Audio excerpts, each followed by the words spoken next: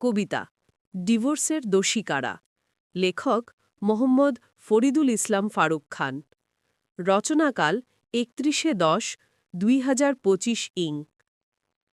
ভালোবাসা আজ মিথ্যে নাম, চলছে শুধু দোষের দাম।